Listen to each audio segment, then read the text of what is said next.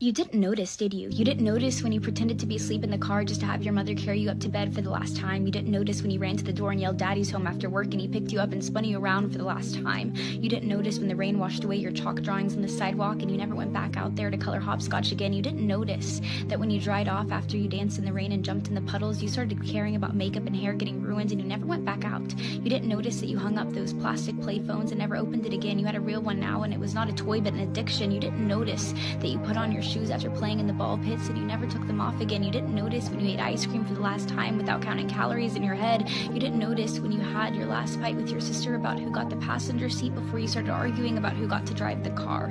You didn't notice when you stopped believing in Santa Claus as the magic of Christmas was replaced with material wish lists. You didn't notice when you stopped believing in a monster that lived under your bed as it started to come out in the reflection of your mirror. You didn't notice when you went to field day for the last time, when you got your last participation trophy, when you kicked your brother's seat during a road trip for the last time, when you had your last play date with your Barbies, when you had your last Disney movie night with your family. You didn't notice that grandparents don't last forever. You didn't notice that your childhood cat wasn't eternal. You didn't notice your parents are growing up too. You didn't notice it, do you?